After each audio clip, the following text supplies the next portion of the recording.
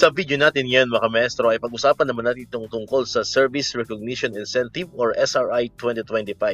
Ayan, so good news nga po mga maestro kasi meron na pong pinalabas kanina lamang po na administrative order, ang Pangulo. Ito po ay permado na, tungkol nga dito sa ating SRI 2025. Ibig sabihin, 100% sigurado na po natin matatanggap itong ating SRI for fiscal year 2025. Ayan, so abangan lamang po natin kung kailan po ba ito mai-release, pero stated naman po sa AO, pwede na po siyang i-release not earlier than December 15. Ibig sabihin, December 15 onwards ay pwede na po mag-release ng SRI ang iba't ibang mga agency. Ayan, depende po yan sa processing po ng kanilang mga personnel, mga maestro. Ayan, so ang SRI naman po ay hindi lamang po yan for teachers, so ito po ay for all government employees. Ayan, so hindi lamang po ito exclusive for DepEd teachers. Ayan, so kung may nakikinig po sa atin dito na from other agency, kahit hindi DepEd, ayan, basta kayo po ay nasa gobyerno, kayo po ay entitled for a one-time grant of SRI 2025. Ayan, so ito po yung AO na pinalabas po kanina. Ito po yung Administrative Order number 40. Ayan, actually ito po naipirmahan kahapon pero ngayon po ito ipinalabas sa official gazette ng government po natin. So kanina lamang po yan na ipalabas. Yan po yung Administrative Order number 40 authorizing the grant of service recognition incentive to government employees for fiscal year 2025. Ayan, so ito po yung nilalaman po ng AO. Ayan, hindi ko na syempre sinama po lahat, Hindi ko na po sinama lahat ng parts ng AO kasi medyo mahaba po yon.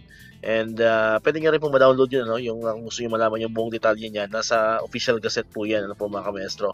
Ayan, so kinuha ko lamang po dito yung mga mahalagang part, mga kamaestro, nitong ating pong Administrative Order or AO number 40 na siya nagpapatibay at siya pong legal basis ito pong ating Service Recognition Incentive for fiscal year 2025.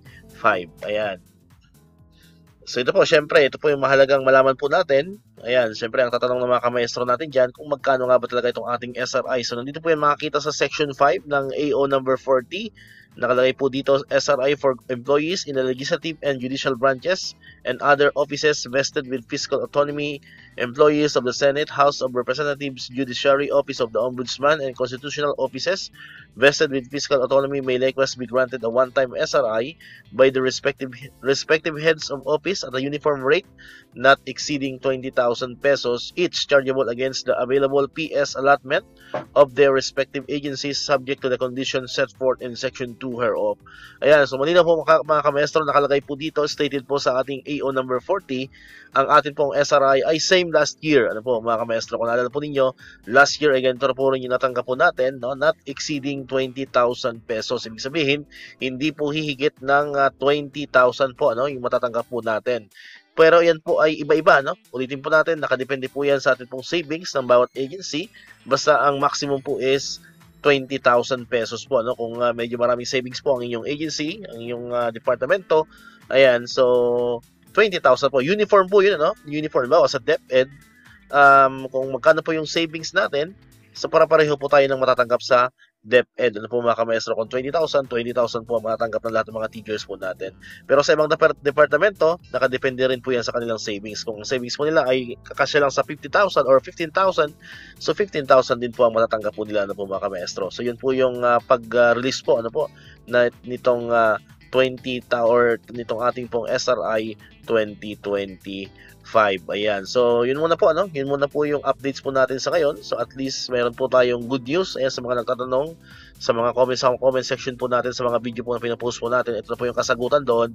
Legit na po, Legit na 100%.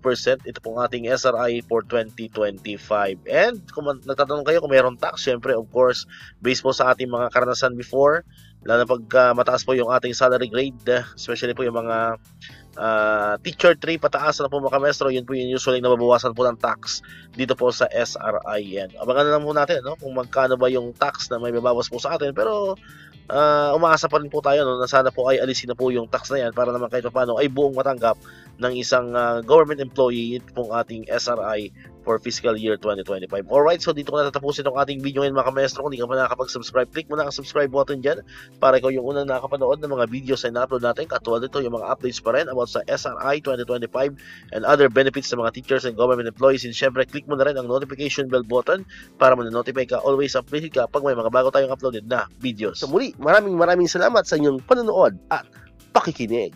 Once again, El Maestro, see you on my next vlog. Bye-bye!